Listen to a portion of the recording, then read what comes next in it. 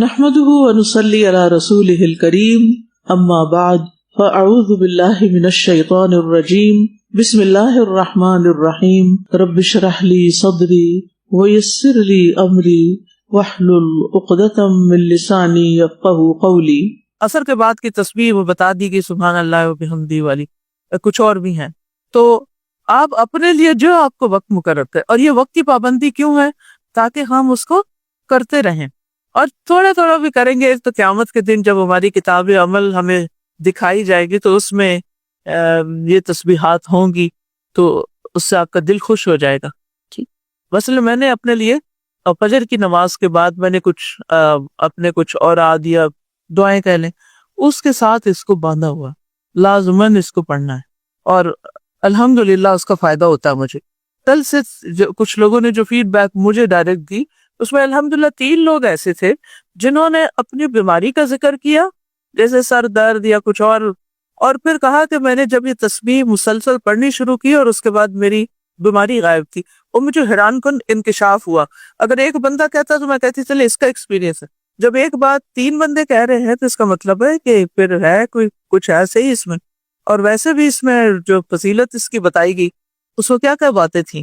جو شخص نمبر 1 مال خرچ کرنے سے بخل کرے، نمبر 2 دشمن سے لڑنے سے خوف کھائے، رات کے اندھیرے سے ڈرے، کہ رات میں مشقت اور اندھیرے سے۔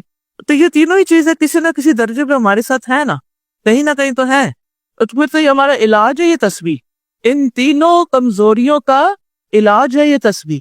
تو انشاءاللہ اگر آپ اس کو ریگولرلی پڑھیں گے تو آپ کو فائدہ ہوگا، اور یقین کے ساتھ پڑھیں گے، اور سبحان اللہ کہتے ہوئے، سبحانہ کہتے ہوئے کیا سوچیں گے؟ اسبح، کیا کہیں گے؟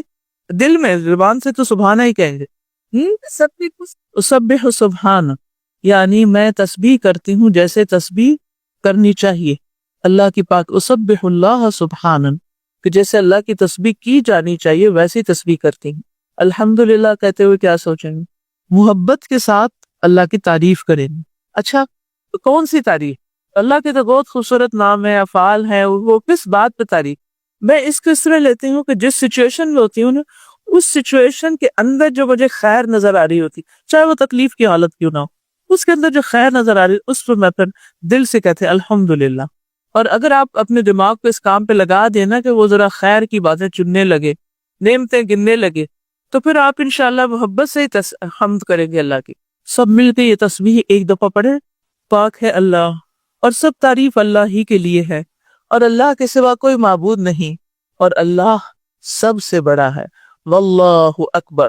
یعنی اس میں یہ اقرار کیا جا رہا ہے کہ اللہ سب سے بڑا ہے، اور ہم اللہ کی تسبیح بیان کرنے، حمد بیان کرنے سے قاصر ہیں، ہم حق ادا ہی نہیں کر سکتے، کیونکہ وہ بڑی عظمت والا ہے، بڑی شان والا ہے، یعنی ہم اس کا ادراک ہی نہیں کر سکتے وہ کتنا بڑا ہے۔ آپ میں سے کوئی بتا سکتا ہے اللہ کتنا بڑا؟ نہیں بتا سکتے نا، کیونکہ ہمارے پاس کوئی پیمانہ ہی نہیں ہے، وہ پیمانوں سے بھی بالا ہے، لیکن ہے وہ سب سے بڑا۔ بس ہمارا یہ عقیدہ ہے، ہمارا یہ یقین ہے کہ وہ سب سے بڑا ہے۔ آپ دیکھیے کہ اللہ سبحانہ تعالیٰ کی عظمت کو محسوس کرنے کے لیے اللہ کا کلام قرآن مجید تو ہے ہی، لیکن اللہ تعالیٰ کی کائنات میں غور و فکر جو ہے، اور اس کی پیدا کی ہوئی بڑی بڑی اور حیران کن چیزوں میں جب انسان غور کرتا ہے تو اس سے بھی اللہ تعالیٰ کی ایک عجب طرح کی عظمت دل میں آتی ہے، انسان پہ اللہ کی بڑائی کا احساس ہوتا ہے۔ ہماری زمین کس نظام کے اندر ہے؟ اسے کیا کہتے ہیں؟ نظام شمسی یا سولر سسٹم۔ کہا جاتا ہے کہ تقریباً 400 ارب کے قریب نظام شمسی ہیں، ٹھیک ہے؟ اور ہماری جو کہکشاں ہے جس میں یہ نظام شمسی ہے، یہ ایک اوسط درجے کی ہے، درمیانے درجے کی ہے، بہت بڑی نہیں، اس سے بڑی کہکشائیں بھی ہیں۔ اور آپ دیکھیے کہ ہماری کہکشاں سے جو قریب ترین کہکشاں ہے، اس میں تقریباً 1000 ارب سورج، ایک کہکشاں کے اندر 1000، صرف 1 ارب نہیں، 1000 ارب سورج پائے جاتے ہیں۔ آپ نظام شمسی، سورج کو کہتا ہے، نظام شمسی کا مطلب ہے کہ آپ کو جو سورج نظر آتا ہے، اس سورج کے ارد گرد کچھ سیارے گھوم رہے ہیں، ان میں سے ایک چھوٹا سا سیارہ جو ہے بلو ڈاٹ، وہ کیا ہے؟ زمین ہے آپ کی جس پر آپ رہتے ہیں. اور یہ کتنی بڑی ہے؟ گھوم پھر کے دیکھ لی ساری؟ ہم میں سے کسی نے بھی نہیں دیکھی. تو آپ دیکھیے کہ اگر ہماری زمین اتنی بڑی ہے اور پھر جس سورج کے گرد یہ گھوم رہی ہے وہ اتنا بڑا ہے، وہ اس سے کئی لاکھ گنا بڑا ہے، اور پھر ہماری کہکشاں کے اندر بہت سے سورج ہیں، اور جو ہماری قریبی ہمسایہ کہکشاں ہے اس کے اندر 1000 ارب سورج ہیں. آپ سوچئے کہ ان کے ارد گرد پھر کتنے سیارے ہوں گے. کچھ دماغ میں آ رہا ہے؟ کچھ امیجنیشن میں آ رہا ہے کہ کتنا بڑا دماغ میں سما سکتا ہے؟ پھر آپ دیکھیے کہ جو یہ 7 والی کہکشاں میں سورج ہیں، سائنسدان کہتے ہیں کہ وہ ہمارے سورج سے دگنے یا تگنے حجم کے ہیں، انہیں اس سے بڑے ہیں وہ. اور پھر ایسی کہکشاؤں کا مجموعہ ایک لوکل گروپ کہلاتا ہے. اور اب تک کی معلومات کے مطابق ہم جس لوکل گروپ میں ہیں اس میں 54 کہکشائیں دریافت ہو چکی ہیں. اور پھر جیسے لوکل گروپ بنتے ہیں کہکشاؤں کے، ان سے مل کر کلسٹر بنتے ہیں. ہمارا لوکل گروپ ورگو کلسٹر کا حصہ ہے جو 100 لوکل گروپس پر مشتمل ہے. اور پھر 2014 میں سائنسدانوں نے اعلان کیا کہ ہمارا ورگو کلسٹر بھی ایک سپر کلسٹر کا چھوٹا سا حصہ ہے. ٹھیک ہے. اور پھر 2015 کی تحقیق کے مطابق، ابھی تو اور بھی آگے ہم بہت کچھ ہو گیا ہوگا، قابل مشاہدہ جو یعنی کہ انسان دیکھ پائے جس کائنات کو، اس میں تقریباً 1 کروڑ سپر کلسٹر موجود ہو سکتے ہیں. اور یہ 10 سال پہلے کی ریسرچ ہے. مجھے لیٹسٹ نہیں ملا ٹائم کہ میں لیٹسٹ ریسرچ دیکھ سکوں کہ اب کیا صورتحال ہے. اب آپ خود سوچیں، جس رب نے یہ سب کچھ بنایا ہے وہ رب کتنا بڑا ہوگا. اور وہ صرف بنا نہیں فارغ نہیں ہو گیا، بلکہ وہ کیا کر رہا ہے؟ ان سب کا مالک بھی ہے، اور ان سب کا مدبر بھی ہے، خالق بھی ہے. ان کا مالک اون وہی کرتا ہے. آپ میں سے کوئی ہے کسی سورج کا مالک؟ تو بتائے ذرا. کچھ آج تک دنیا میں کسی نے کہا کہ وہ ایکچولی زمین پر تو مجھے پلاٹ لینے کی ضرورت نہیں تھی، کیونکہ وہ فلاں سورج جو وہ میں نے لے لیا ہے، وہ خرید لیا، اور میں وہاں جانے کی تیاری کر رہی ہوں. اس کو ذرا دیکھے تو صحیح. جانا تو دور کی بات، دیکھنا بھی ہم تو اتنے عاجز ہیں کہ نیکڈ آئی سے دیکھ بھی نہیں سکتے اس کو. تو آپ خود سوچئے کہ جس رب نے یہ سب کچھ بنایا، یہ تو بس ایک چیز ہے نا جو آسمان و خلاؤں میں بنی ہوئی ہے، اور یہ سامنے یعنی سما دنیا ہے یہ آپ کا. اس سے اگلا جو آسمان ہے وہ اس سے ایک روایت کے مطابق 500 سال کے فاصلے پر ہے. وہاں کیا کچھ ہوگا، پھر اس سے آگے کیا ہوگا، پھر اس سے آگے کیا ہوگا، پھر اس سے آگے. کبھی کبھی جب میری موت کا خیال آتا ہے نا، اور روح کی پرواز کا خیال آتا ہے، تو فرشتے اوپر لے کے جائیں گے. میں سوچتی ہوں پتہ نہیں اس وقت میں کچھ دیکھ سکوں گی، اللہ کی قدرت دیکھ سکوں گی یا نہیں، پتہ نہیں کیا حال ہوگا. تو مومن کے لیے تو دروازے کھلتے جاتے ہیں نا، لیکن جو کافر ہوتا ہے، مشرک ہوتا ہے، اس کے لیے دروازے، آسمانوں کے دروازے نہیں کھلتے. اس کی روح تو واپس پٹخائی جاتی، چیتڑے اڑ جاتے ہیں اس کے. تو جس رب کے ہم بندے ہیں نا، وہ رب بہت عظیم ہے، بہت بڑا ہے. یعنی یہ لفظ بھی اللہ اکبر سب سے بڑا ہے. یہ اتنا بڑا لفظ ہے کہ جس کو اٹھانا یا جس کو بولنا بھی ایک معنی رکھتا ہے. اور پھر آپ دیکھیے کہ اللہ سبحانہ وتعالیٰ کی دیگر مخلوقات اور تخلیقات، اور سمندر کی تخلیق، یا آپ صرف اپنے پلانٹ کے اندر دیکھ لیں، پرندوں کی قسمیں دیکھ لیں، اور ان کے کام، اور وہ کس لیے پیدا ہوئے ہیں، اور وہ کیا کرتے ہیں. اور یہ چھوٹے موٹے کیڑے مکوڑے جو زمین پر ہوتے ہیں، ان کی قسمیں اور ان کی تعداد، یعنی ایک ایک چیز کی. جب آپ کہتے ہیں نا سبحان اللہ و بحمدہ عدد خلقہ،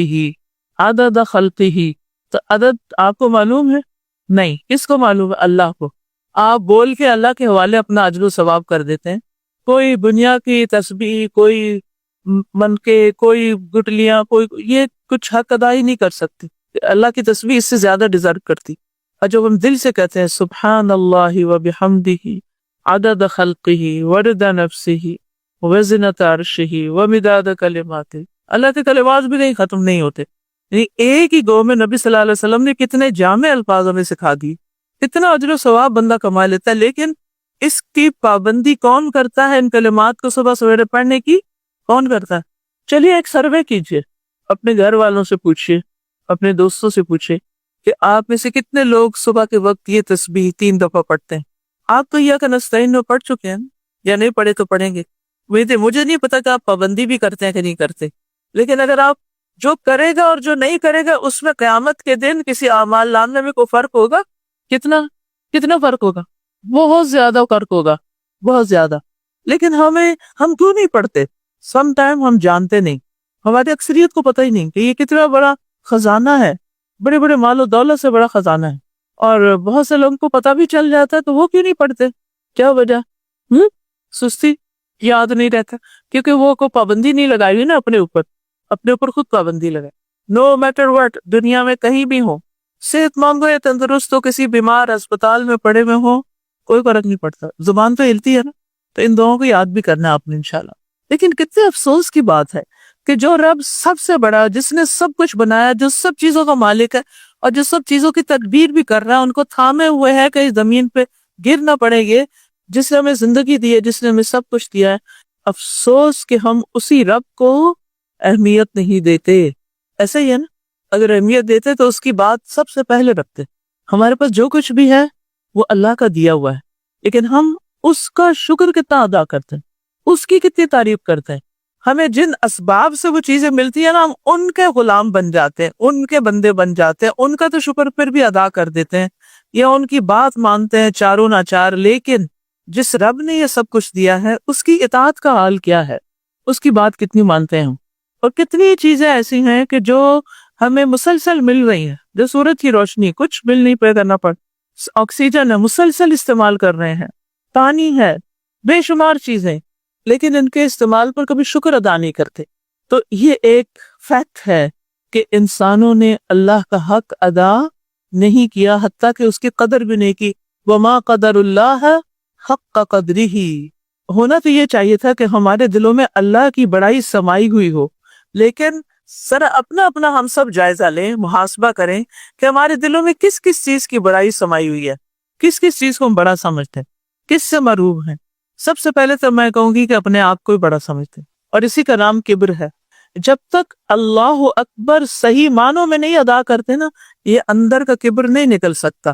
یعنی چھوٹی چھوٹی باتوں پہ ہم اوفینڈ ہو جاتے ہیں، چھوٹی چھوٹی باتوں پہ ہم بعض لوگ نماز چھوڑ دیتے ہیں، بعض لوگ اچھے کام کو چھوڑ دیتے ہیں. کیونکہ اللہ سبحانہ وتعالیٰ کی بڑائی کی بجائے کس کی بڑائی ہے دل میں؟ اپنی بڑائی ہے. مجھے یہ کیوں کہہ دیا، میرے ساتھ یہ کیوں ہو گیا. تو اگر ہمیں یہ پتا چل جائے نا اللہ سب سے بڑا، تو ہم کیا کہیں گے؟ یہ نہیں کہیں گے میرے ساتھ فلاں نہیں کیوں کر، ہم کہیں گے کوئی بات نہیں، میں کیا ہوں. جب ہم کہہ دیتے ہیں لا الہ، تو اس میں اپنی ذات کی بھی نفی کرتے ہیں، کیونکہ دنیا میں سب سے بدترین معبود قرآن کی روشنی میں کس کو بتایا گیا؟ نفس کو. یہ اندر جو بیٹھا ہوا ہے یہ بدترین الہ ہے. افرأیت من اتخذ الہہ ہواہ افانت تکون علیہ وکیلا. تو ہم جب اللہ کو بڑا سمجھنے لگیں گے تو اس میں اللہ تعالیٰ کو کوئی فرق نہیں پڑنا. وہ آپ سمجھے کہ نہ سمجھے وہ بڑا ہی ہے، لیکن کس کو فرق پڑے گا؟ کہاں تبدیلی آئے گی؟ کیا وہ شخص جو اللہ کو بڑا سمجھتا ہے اور وہ شخص جو اپنی بڑائی کے گھمنڈ میں مبتلا ہے، ان دو انسانوں میں یہ دو انسان ایک جیسے ہو سکتے ہیں؟ نہیں ہو سکتے. جو اللہ کو بڑا سمجھتا ہے نا، وہ اپنے آپ کو عاجز سمجھتا ہے، وہ اپنی ذات کی نفی کرتا ہے. اور جو اپنے آپ کو بڑا سمجھتا ہے پھر وہ اللہ کی بڑائی بیان نہیں کر سکتا حقیقی معنوں. اور پھر آپ دیکھیے یہ شرک کہاں سے جنم لیا شرک نے، کہ اللہ کے ساتھ اوروں کو بھی بڑا سمجھ لیا، ان کو بھی کسی قابل سمجھ لیا اور ان کے آگے ان سے ہم نے امیدیں وابستہ کر لی. تو بہرحال یہ چار کلمات جن میں اللہ تعالیٰ کی تسبیح ہے، حمد ہے، تکبیر ہے، بہترین کلمات ہیں. نبی صلی اللہ علیہ وسلم نے ان کے بارے میں فرمایا کہ یہ چار کلمات کہنا، سبحان اللہ والحمد للہ ولا الہ الا اللہ واللہ اکبر، کہنا میرے نزدیک ہر اس چیز سے زیادہ محبوب ہے جس پر سورج طلوع ہوتا ہے. یہ صحیح مسلم کی روایت ہے. سورج کس کس چیز پہ طلوع ہوتا ہے؟ ہر چیز پہ طلوع ہوتا ہے. سمندر پہ سورج طلوع ہوتا ہے، پہاڑوں پہ ہوتا ہے، گھروں پہ ہوتا ہے، زمین پہ، ہر چیز پہ سورج طلوع ہو رہا ہوتا ہے. آپ ان کو امیجن کریں، ان سب چیزوں سے زیادہ محبوب، اس میں انسان بھی آ جاتے ہیں، اس میں مال و دولت بھی آ جاتا ہے، ساری چیزیں آ جاتی ہیں. تو کیا ہم ان کو اپنے محبوب کلمات نہیں بنائیں گے؟ آپ کی سنت تو یہی ہے نا، آپ ان سے محبت کرتے تھے، ہمیں بھی کیا کرنا ہے؟ ان کلمات سے محبت کرنا ہے. اور اگر ان کلمات سے ہمیں محبت ہوگی تو پھر ہم ان کو بار بار دہرائیں گے بھی. سبحان اللہ والحمد للہ ولا الہ الا اللہ واللہ اکبر. اور فائدہ فوری اندر آپ کو پہنچنا شروع ہو جائے گا. یہ کلمات تھوڑی سی ترتیب کے آگے پیچھے اس کے ساتھ بھی آتا ہے، تھوڑی ایک تفصیلی حدیث میں مزید کچھ بھی آتا ہے۔ ایک اور حدیث ہے، انس بن مالک کہتے ہیں کہ ایک بدوی شخص رسول اللہ صلی اللہ علیہ وسلم کے پاس آیا اور کہنے لگا، اے اللہ کے رسول، مجھے خیر سکھا دیجئے، کوئی بھلائی کی بات بتا دیجئے۔ آپ نے فرمایا یہ پڑھا کرو، سبحان اللہ والحمد للہ ولا الہ الا اللہ واللہ اکبر۔ کہتے ہیں کہ اس نے اپنے ہاتھ پر یہ 4 کلمات شمار کیے، سبحان اللہ والحمد للہ ولا الہ الا اللہ واللہ اکبر، انگلیوں پہ گن لیا 4 باتیں، ٹھیک ہے، پھر چلا گیا، پڑھتا رہا، پھر واپس آیا۔ تو جب رسول اللہ صلی اللہ علیہ وسلم نے اس کو دیکھا تو آپ مسکرائے اور فرمایا کہ سوالی نے کچھ غور و فکر کیا، یعنی آپ دیکھ کے چہرہ پہچان لیے کہ کچھ سوچ کے آیا۔ تو اس نے عرض کیا، اے اللہ کے رسول، سبحان اللہ والحمد للہ ولا الہ الا اللہ واللہ اکبر، یہ سب تو اللہ کے لیے، یہ تو اللہ کی تعریف ہے، میرے لیے کیا ہے؟ تو رسول اللہ صلی اللہ علیہ وسلم نے فرمایا کہ جب تو سبحان اللہ کہتا ہے تو اللہ تعالیٰ فرماتا ہے تو نے سچ کہا، جب تو الحمدللہ کہتا ہے تو اللہ تعالیٰ فرماتا ہے تو نے سچ کہا، اور جب تو اللہ اکبر کہتا ہے تو اللہ تعالیٰ کہتے ہیں کہ تو نے سچ کہا، اور جب تو لا الہ الا اللہ کہتا ہے تو اللہ تعالیٰ فرماتا ہے تو نے سچ کہا، اور جب تو اللہ اکبر کہتا ہے تو اللہ تعالیٰ فرماتا ہے سچ کہا، ٹھیک ہے۔ اور جب تو اللہم اغفر لی کہے گا تو اللہ تعالیٰ فرمائے گا میں نے کر دیا۔ کیا مطلب ہے اللہم اغفر لی؟ اللہ مجھے بخش دے، اللہم ارحمنی، اللہ مجھ پہ رحم فرمایا، تو اللہ تعالیٰ کیا فرمائے گا؟ میں نے کر دیا رحم تم پہ۔ اور تو جب کہے گا اللہم ارزقنی تو اللہ تعالیٰ فرمائے گا میں نے کر دیا کہ اللہ مجھے رزق دے۔ تو عرابی نے اپنے ہاتھ پر پھر 7 کلمات شمار کیے، 4 یہ اور 3 کون سے؟ اللہم اغفر لی، اللہم ارحمنی، اللہم ارزقنی، ٹھیک ہے۔ تو آپ نے اب ان کا بھی اضافہ کر لینا ہے، اور یہ 3 چیزیں اگر اللہ کے وعدے کے مطابق مل گئی تو پھر کسی چیز کی کمی رہے گی دنیا میں؟ سب کچھ مل گیا، ہمیں نہ مانگنے کا ڈھنگ نہیں آتا۔ پھر اسی طرح یہ تسبیحات پڑھنا ایک طرح کا صدقہ کرنا بھی ہے، صدقے کا نعم البدل بھی ہے۔ نبی صلی اللہ علیہ وسلم نے فرمایا تم میں جو کوئی آدمی صبح کرتا ہے اس کے ہر جوڑ پر صدقہ لازم ہے، تو ہر مرتبہ سبحان اللہ کہنا صدقہ ہے، ہر مرتبہ الحمدللہ کہنا صدقہ ہے، اور ہر مرتبہ لا الہ الا اللہ کہنا صدقہ ہے، ہر مرتبہ اللہ اکبر کہنا صدقہ ہے، نیکی کا حکم دینا صدقہ ہے، اور برائی سے روکنا صدقہ ہے۔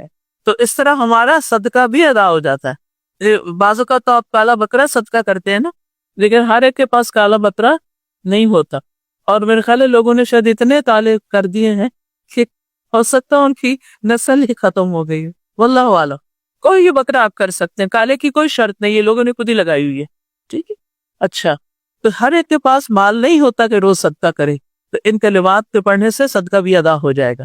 میری ایک اور فائدہ رسول اللہ صلی اللہ علیہ وسلم نے فرمایا بے شک اللہ نے 4 قسم کے جملے منتخب فرمائے، سبحان اللہ والحمد للہ ولا الہ الا اللہ واللہ اکبر۔ جو شخص سبحان اللہ کہے اس کے لیے 20 نیکیاں لکھی جاتی ہیں اور اس سے 20 گناہ معاف کر دیے جاتے ہیں، اور جو شخص اللہ اکبر کرے اس کے لیے بھی یہی ثواب ہے، اور جو لا الہ الا اللہ کہے اس کا بھی یہی ثواب ہے، اور جو شخص اپنی طرف سے الحمدللہ رب العالمین کہے اس کے لیے 30 نیکیاں لکھی جاتی ہیں یا 30 گناہ معاف کر دیے جاتے ہیں۔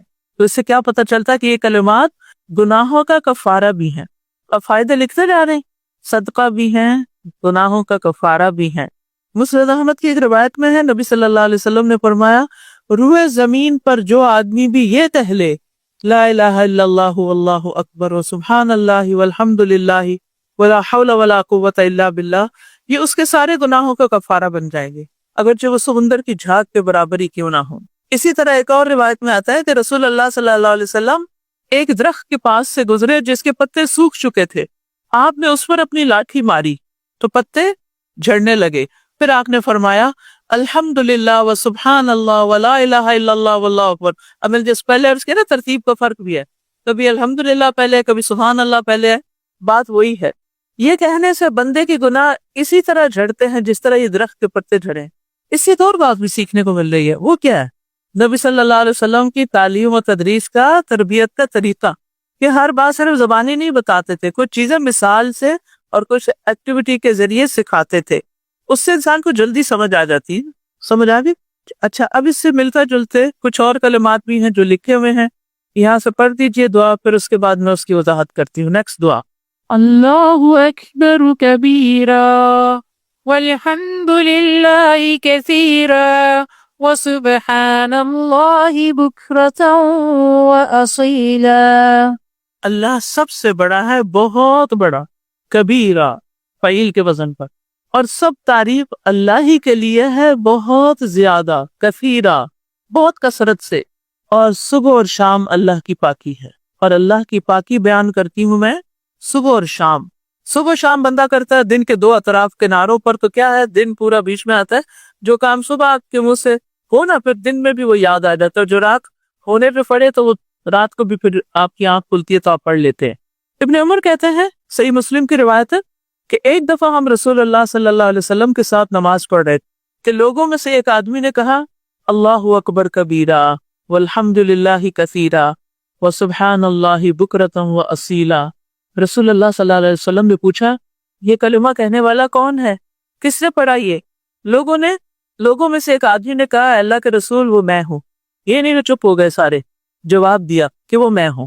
آپ نے فرمایا مجھے ان پر بہت حیرت ہوئی، ان کے لیے آسمان کے دروازے کھول دیے گئے۔ ابن عمر کہتے ہیں میں نے جب سے آپ سے یہ بات سنی اس کے بعد ان کلمات کو کبھی نہیں چھوڑا۔ یہ تھے صحابی، خیر کی بات سنی، نیکی کی بات سنی، پھر پلے باندھ لی، کبھی چھوڑا ہی نہیں اس کو۔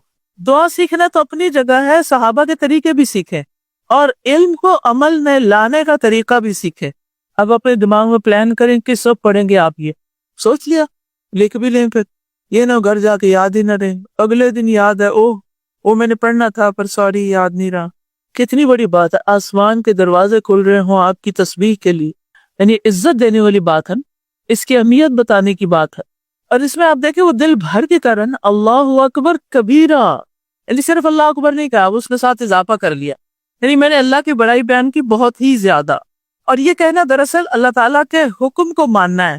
قرآن مجید میں آتا ہے وَكَبِّرْهُ تَكْبِيرًا، وَكَبِّرْهُ تَكْبِيرًا، اور اس کی بڑائی بیان کرو، خوب بڑائی بیان کرنا، کیونکہ اللہ تعالیٰ سب سے بڑا ہے، اس سے بڑا کوئی اور ہے ہی نہیں، اس سے برتر کوئی نہیں، اس سے زیادہ مہربان کوئی نہیں، اس سے زیادہ بخشنے والا کوئی نہیں۔ جتنی بھی اس کے صفات ہیں، جتنے بھی اس کے افعال ہیں، اس میں کوئی نہ اس کے مقابل ہے، نہ اس سے آگے ہے کوئی، وہی سب سے بڑا ہے، اپنی ذات میں بلند ہے، اپنی صفات میں بلند ہے۔ کیا اللہ سے زیادہ کسی کے پاس طاقت ہے؟ نہیں۔ کیا اللہ سے بڑھ کر کسی کے پاس قدرت ہے؟ کوئی اور قادر ہے اللہ سے بڑھ کے؟ نہیں۔ کیا کوئی اور اللہ سے بڑھ کر بے نیاز ہے، غنی ہے؟ نہیں۔ کیا اس سے بڑھ کر کوئی رحم فرمانے والا ہے؟ اور کوئی بات سوچے، اس سے بڑھ کر، اس سے زیادہ کوئی علم والا ہے، اس سے زیادہ کوئی بلندی والا ہے، اس سے زیادہ وسعتوں والا کوئی ہے، الواس ہے، اس سے زیادہ کوئی محبت کرنے والا ہے، اس سے زیادہ کوئی ہے جس سے محبت کی جائے۔ الودود کے دو معنی ہوتے ہیں نا، محبت کرنے والا اور وہ جس سے محبت کی جائے، اسی سے لفظ مودود ہے، اور اسی سے پرادے کیا بنا لیا گیا؟ مودودی۔ نام تو بہت لوگ لیتے ہیں، اگر آپ ان سے پوچھیں اس کا مطلب بتائیں تو بعض لفظ ہم بولتے ہیں لیکن چونکہ غور نہیں کرتے اس لیے معنی بھی نہیں سوچتے، تو یہ ودود سے ہی ہے، ود سے۔ تو جب دل بے چین ہو، جب بے یقینی کی کیفیت ہو، خوف کی کیفیت ہو، بے چارگی کی کیفیت ہو، ڈاکٹرز بھی جواب دے جائیں، کوئی وسیلہ ہی نہ ہو، دوا خریدنے کے پیسے ہی نہیں، ڈاکٹر کے پاس جانے کے لیے اسباب ہی نہیں، کوئی تیمارداری کرنے والا نہیں، بے کس، کوئی پرسان حال نہیں، کوئی مہربان نہیں زندگی میں، لیکن وہ ہے، وہ نہیں چھوڑتا، تو ایسے اوقات میں کیا کریں؟ اس کو پکاریں۔ کس کے ذریعے؟ ان کلمات کے ذریعے جس سے آسمان کے دروازے کھل جائیں۔ تو جب آپ کا دل بے چین ہو تو اس سے کیا آ جائے گا؟ چین۔ جب پریشان ہو، حیران ہو تو کیا ہو جائے گا؟ کیا آ جائے گا اندر؟ سکون۔ جب نیند نہ آ رہی ہو تو اس کو پڑھنا شروع کر دیں تو کیا ہوگا؟ نیند آ جائے گی۔ اللہ کی بڑائی بیان کرنے سے مشکلات حل ہوتی ہیں، مصیبتیں ٹل جاتی ہیں، پریشانیاں اٹھا لی جاتی ہیں، غموں کے بادل چھٹ جاتے ہیں، بیماریوں کو شفا مل جاتی ہے، ایمان پختہ ہوتا ہے، خیر اور بلائی کے دروازے کھلتے ہیں، آسمانوں کے دروازے بھی کھول دیے جاتے ہیں۔ اور اس کے برعکس جب آپ اللہ کو کبیرہ نہیں مانتے، اکبر کبیرہ، تو پھر کیا ہوتا ہے؟ تکبر پیدا ہو جاتا ہے، اور اخلاقی برائیوں میں ساری برائیوں کی جڑ تکبر ہوتا ہے۔ جتنے بھی انسان کی بد اخلاقیاں نا، اگر دیکھا جائے تو اس کی جو روٹ کاز ہے وہ تکبر ہے۔ تو حقیقی کبریائی صرف اللہ ہی کے لیے، اور کبریائی اللہ کی چادر ہے۔ اللہ تعالیٰ فرماتا ہے کبریائی میری ردا ہے، عظمت میری ازار ہے. جو بندوں میں سے ان صفات میں مجھے چیلنج کرے گا میں اسے جہنم میں داخل کروں گا. ایک روایت میں تو جہنم میں پھینک دوں گا. تو اللہ تعالیٰ کی متکبر ہونا دراصل اللہ کی بڑائی کو چیلنج کرنا ہے، اور یہ اللہ تعالیٰ کو پسند نہیں. بندے کے لیے اللہ تعالیٰ کو کیا پسند ہے؟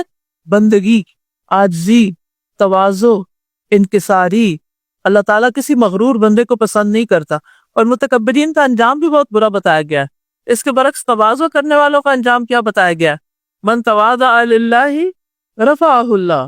ابن مبارک کہتے ہیں کمال تواضع یہ ہے کہ انسان دنیاوی اعتبار سے اپنے سے کم تر کے ساتھ تواضع کرے. بڑے کے ساتھ تو انسان تواضع اور ادب کا مظاہرہ کرتا ہی ہے، لیکن کمال کیا ہے تواضع کا؟ کس کے ساتھ تواضع کرے؟ کس کے ساتھ کرے؟ سنا ہے، سمجھے؟ نیند آ رہی؟ اپنے سے چھوٹے کے ساتھ تواضع کرے، اپنے بچے کے ساتھ کرے. کیا بچوں کو رسپیکٹ چاہیے ہوتی ہے؟ جی چاہیے ہوتی ہے نا. آپ سب ایکسپیکٹ کرتے ہیں اپنے پیرنٹ سے. جب آپ پیرنٹنگ پہ لیکچر دیتے ہیں نا اور اس میں بچے بھی آ جائے تو وہ کہتے ہیں ذرا ہماری بات اکیلے میں سنیں. آپ ہمارے پیرنٹس کو بتائیں نا، آ کے سارا بتایا کہ ان کا کیا حق ہے، یہ بھی بتائیں نا ہمارا کیا حق ہے. تو خدمت تو وہ کرتے ہیں آپ کی، لیکن رسپیکٹ بعض اوقات نہیں کرتے. اور بعض اوقات تو وہ فرض سمجھتے ہیں بچوں کی بےزتی کرنا. صحیح بھی بیٹھے ہوں گے نا، گھر میں لوگ آئے ہوئے سب بیٹھے ہوئے، اٹھو ادھر آؤ، یہاں کیا کر رہے ہو، ابھی تک نہیں کھایا، ہر بات ٹانٹ میں، ہر بات میں تانا. اور بعض اوقات ہم ان سے زبردستی کرتے ہیں. مثلاً بچے مسجد نہیں جانا چاہتے، ہاتھ پکڑ چلتے وہ نہیں چلتے، چلو. اچھا بعض اوقات وہ مسجد جا کر پیچھے بیٹھ رہتے ہیں یا صف میں نہیں کھڑے ہوتے، ادھر آؤ یا میرے ساتھ کھڑے ہو، ڈانٹ کے سب کے سامنے. اور پھر کوئی اگر کسی سے آئی کانٹیکٹ ہو جائے تو اسے کہتے ہیں آج کل کے بچے تو بات ہی نہیں سنتے. انہیں کے بچوں کے سامنے کس قدر بے عزتی ہے.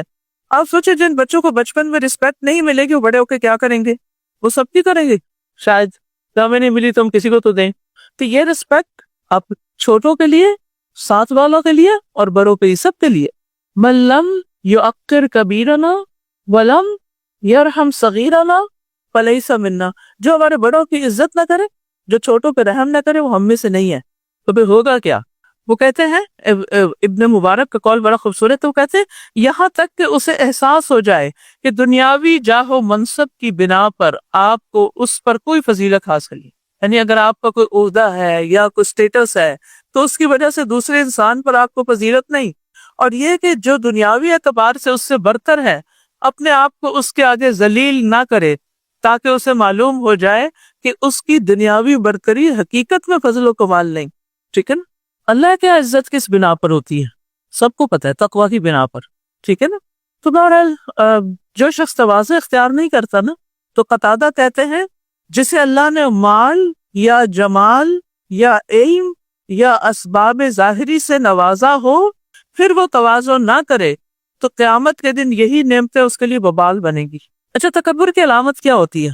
کیونکہ اللہ کی بڑائی بیان کر رہے ہیں تو اس سے اپوزٹ بھی دیکھنا ہے کہ کسی اور کی بڑائی کسی اور کے اندر اگر یہ احساس پیدا ہوتا ہے اس کی علامت کیا ہوتی ہے. آپ میں سے کوئی بتا دے ذرا سمٹم، سوچیں کوئی آپ میں سے بتائے گا کیا سمٹم ہوتی ہے تکبر کی، علامت کیا ہوتی ہے؟ اس سے پتہ چلتا ہے کہ میں متکبر ہوں یا نہیں، یا کوئی اور متکبر ہے یا نہیں. دوسروں کو تو ہم خوب جان لیتے ہیں، اپنے آپ کو نہیں پہچان پاتے. یہ پھر مائک میں بتائیے. جب انسان کو اپنی ہی بات ٹھیک لگے اور دوسری کی نہ سننا پسند کرے، دوسرے کی نہ سننا چاہے، یعنی اڑیل پن جس کو کہتے ہیں نا، اڑ جانا، ہٹ درمی، کٹ حجتی جیسے قریش کرتے تھے. تکبر بڑا ہوتا نا، اس لیے نبی صلی اللہ علیہ وسلم کی بات نہیں مانتے تھے، اپنی بات پہ اڑ گئے، حالانکہ دل ان کے مانتے تھے. تو مومن کی شان کیا ہے کہ نبی صلی اللہ علیہ قرآن کا کوئی حکم سنے کیا کرے؟ سمعنا کہا تھا. بنی اسرائیل نے کیا کہا تھا؟ سمعنا و عصینا. اچھا کوئی حدیث سنے تو کیا کرے؟ سر تسلیم خم کر دے، اسے عقل کی کسوٹی میں پرکھنا نے شروع کر دے کہ میری عقل میں تو یہ بات نہیں آتی، کہ آسمان کا دروازہ کیسے کھلتا ہے، مجھے تو نظر نہیں آ رہا، وغیرہ وغیرہ. ابلیس کو کس چیز نے مارا تھا؟ تکبر نے. صحیح. تو جب انسان کے اندر خود پسندی آ جاتی ہے نا، اور عجب نفس، اپنے نفس کو بڑی چیز سمجھنے لگتا ہے، اپنی عقل کو بڑی چیز سمجھنے لگتا ہے، اور دوسروں کو اپنے مقابلے میں حقیر سمجھتا ہے یا کرنے کی کوشش کرتا ہے، تو پھر وہ یہ تکبر کی علامات ہوتی ہیں. پھر ہے الحمدللہ کثیرہ، اللہ تعالیٰ کی تعریف لیکن بہت زیادہ، کیونکہ الحمدللہ کہنا میزان کو بھر دیتا ہے۔ رسول اللہ صلی اللہ علیہ وسلم نے فرمایا، ایک آدمی نے الحمدللہ کثیرہ کہا، اس کلمہ کو لکھنا فرشتے پہ بہت بھاری ہو گیا۔ اس نے اپنے رب عز و جل سے مراجعہ کیا تو اسے کہا گیا، جس طرح میرے بندے نے کثیرہ کہا اسی طرح لکھ لو، جس انداز میں کہا ہے نا ویسا ہی لکھ لو، یعنی میں خود اس کی جزا دوں گا۔ اور سبحان اللہ بکرتم و اصیلا، یہ بکرتم و اصیلا کی قید کیوں لگائی گئی؟ آپ اس کو بتانا چاہتے ہیں؟ سبحان اللہ کہنا کیا کافی نہیں تھا، بکرتم و اصیلا کیوں کہا گیا؟ جی اصلتی احسنتی، ٹھیک ہے۔ یہ جو دو اوقات ہوتے ہیں نا، اس میں دن اور رات کے فرشتے جمع ہوتے ہیں اور ہمارا اعمال نامہ اوپر جا رہا ہوتا ہے۔ تو آغاز میں بھی یہ بات ہو جائے، آخر میں بھی ہو جائے تو بہترین اعمال نامہ جو گیا۔ ویسے بھی صبح و شام کے ذکر کی فضیلت ہے۔ سنن نبی داؤد میں آتا ہے، جو لوگ نماز فجر سے سورج نکلنے تک اللہ کا ذکر کریں، آپ نے فرمایا مجھے ان کے ساتھ بیٹھے رہنا زیادہ پسند ہے، اس سے کہ اولاد اسماعیل سے 4 غلام آزاد کروں، اور میں ایسے لوگوں کے ساتھ بیٹھا رہوں جو نماز عصر سے سورج غروب ہونے تک اللہ کا ذکر کریں، یہ زیادہ پسند ہے اس سے کہ 4 غلام آزاد کروں۔ یعنی ان اوقات کی اپنی بھی فضیلت ہے، یہ فضیلت کے اوقات ہیں۔ اب دیکھیے شام میں تو عصر کے وقت تو ہم سب کی بڑی مصروفیت ہو جاتی ہے، والعصر ان الانسان لفی خسر، لیکن فجر کے بعد تو کر ہی سکتے ہیں، چاہے گھر کا بھی کوئی کام کاج کر رہے ہیں ساتھ ساتھ ذکر کرتے رہیں۔ اور ویسے بھی آپ دیکھیے کہ یہ سارے کلمات جو ہے تسبیح کے، تکبیر کے، تحمید کے، یہ اللہ تعالیٰ کی محبت حاصل کرنے کا سبب ہے۔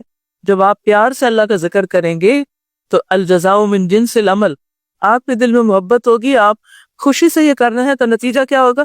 آپ کو بھی یہ سب کچھ ملے گا اللہ کی طرف سے۔ اور ویسے بھی اللہ کی محبت اللہ کی توحید کے بغیر حاصل نہیں ہو سکتی۔ اور دل میں جتنی بھی چیزیں ہیں ان میں سے سب سے قیمتی اور خوبصورت چیز کون سی ہے؟ اپنے دلوں کا جائزہ لیں، کبھی لیا جائزہ؟ کیا کیا بھرا ہوا اس میں، کیا کیا سوچتی رہتی ہوں؟ اس میں سب سے زیادہ خوبصورت خیال، سب سے زیادہ خوبصورت احساس، سب سے خوبصورت چیز اللہ کی محبت ہے۔ اس جیسی کوئی نعمت ہی نہیں۔ یہ روح کی زندگی ہے، دل کا سرور ہے، آنکھوں کی ٹھنڈک ہے۔ جو اس کو ایکسپیرینس نہیں کرتے وہ بہت بڑی خیر سے محروم ہو جاتے ہیں۔ آپ سوچئے نا کہ آپ کو پتہ نہیں کہ موت کے وقت انسان کا دل جس حال میں ہوگا ویسے ہی بند کر دیا جائے گا، اس دل کے ساتھ اٹھایا جائے گا۔ پھر تو اگر اس وقت میں آپ کے دل میں محبت ہو اللہ کی اور الحمدللہ کہہ رہے ہوں تو پھر کیا ہوگا؟ آپ کی زندگی کا خاتمہ اس چیز کے ساتھ ہوگا تو آپ یہ احساس قبر میں بھی ساتھ جائے گا، یہ پھر مرنے کے بعد قیامت اور قیامت کے دن بھی ساتھ ہوگا۔ تو اللہ کی محبت پانے کے لیے آپ نے کیا کرنا ہے؟ کیا کرنے کا کام بتایا؟ بولے نا، تسبیحات کی پابندی کرنی ہے، صبح و شام پڑھنی ہے۔ اور اللہ کی محبت کے بھی درجات ہیں۔ کچھ لوگوں کے اندر ہوتی ہے محبت، کسی بھی مخلوق کے اندر، کئی نان مسلم کے اندر ہوتی ہے، لیکن جو ایمان والے ہوتے ہیں اللہ تعالیٰ ان کی محبت کو اشد حباً کہتے ہیں، سب سے زیادہ محبت۔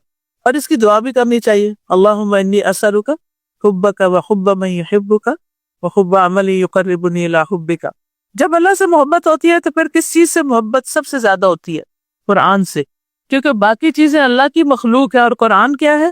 کلام ہے، اللہ کا کلام ہے، اور کلام اللہ کی صفت ہے، تو آپ کو اس سے محبت ہو جاتی۔ اور جب اللہ کے کلام سے محبت، اس کے بعد اللہ کے رسول صلی اللہ علیہ وسلم سے محبت ہوتی، اس دین سے، اور دین کی طرف جو دین میں عمل کرنے والے لوگ ہیں ان سے تو محبت ہوتی ہے، خود بخود ہوتی ہے، کوئی اور نہیں ڈالتا۔ صحابہ آپ کے رشتہ دار سے کوئی محبت ہے نا؟ کیوں ہے؟ صحابیات سے محبت کیوں ہے؟ انہوں نے دین سے محبت کی اور دین کی خاطر قربانیاں کی، تو یہ محبت کی ایک مٹھاس بھی ہوتی، ایک خوبصورتی ہوتی۔ جب وہ دل میں آ جاتی ہے نا تو دنیا کی اٹریکشن کم ہو جاتی ہے، یہ اس کی علامت ہوتی، اور انسان گناہوں اور نافرمانیوں سے بچنے لگتا ہے، اور پھر اللہ تعالیٰ کی حقیقی معنوں میں قدر آتی ہے، دل میں تعظیم آتی ہے، اللہ کی عبادت کو دل چاہتا ہے۔ اللہ تعالیٰ انسان ان سے محبت کرتا ہے جو اللہ سے محبت کرتے ہیں، اور ان سے بغض رکھتا ہے جو اللہ سے بغض رکھتے ہیں، پھر اعمال میں استقامت آتی ہے۔ تو آپ کے لیے، ہم سب کے لیے ضروری ہے کہ کیا کریں؟ اللہ کی محبت حاصل کرنے کی کوشش کریں۔ کیسے؟ ہاتھ پہ ہاتھ رکھ کے، آرام فرما کے، کیا خیال؟ اللہ کی محبت کی باتوں کو انجوائے کر کے۔ آپ دیکھیں جس سے محبت ہوتی ہے نا، کوئی اس کا ذکر کر دے، دل کی کیسی ہے کہ حالت بدلتی ہے۔ آپ کو ماؤں کو بچوں سے محبت ہوتی ہے، ہر جگہ ان کی باتیں کرتی، ٹھیک ہے، ان کو مزہ آتا ہے اس کی بات کر. تو جس سے اللہ سے محبت ہوتی ہے اس کو مزہ آتا ہے اللہ کی بات کرتے. اور یہ پیدا کیسے ہوگی؟ کائنات میں غور و فکر سے، اللہ کی صفات جان کر، اللہ کا کلام پڑھ کے، اللہ سے محبت کرنے والوں کے پاس بیٹھ کر، مخلوق کے ساتھ احسان کر کے، وہ کام کر کے جن سے اللہ محبت کرتا ہے، جن کام کرنے والوں سے جیسے ان اللہ یحب التوابین یحب المتطہرین، پاک صاف رہنے کی کوشش کرے. آپ کے اندر اتنی اچھی خوبیاں آئیں گی، احسان کے درجے میں آپ اللہ کی عبادت کریں گے.